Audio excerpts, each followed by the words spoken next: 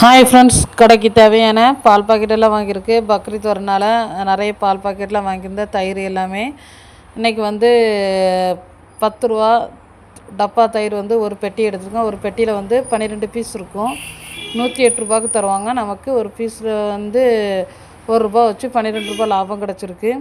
அதுபோல் ஆரோக்கிய 1/2 லிட்டர் பால் பாக்கெட்டில் வந்து ஒரு 10 பீஸ் வாங்கியிருக்கேன். 10 பீஸும் வந்து 375 ரூபா.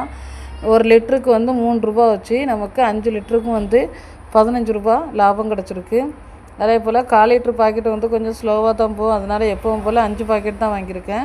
95 ரூபா. அதில் நமக்கு ஒரு 5 ரூபா லாபம் கிடச்சிருக்கு. அதுபோக 10 ரூபாக்குள்ளே பால் பாக்கெட்டில் வந்து ஒரு 10 பீஸ் வாங்கியிருக்கேன். 90 ரூபா. நம்ம 10 ரூபா வச்சு கொடுக்கும்போது 10 பீஸ்லேயே நமக்கு ஒரு 10 ரூபா லாபம் கிடச்சிருக்கு.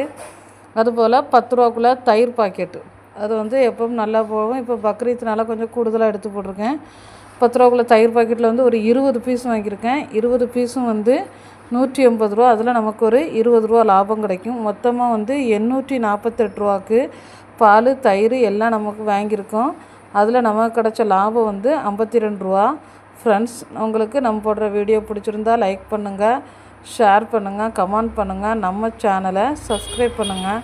இதுபோல் சூப்பரான வேறு ஒரு நல்ல ஒரு தகவலில் பார்க்கலாம். பாய். சீசன் டைமில் நல்ல வியாபாரம் இருக்கும்.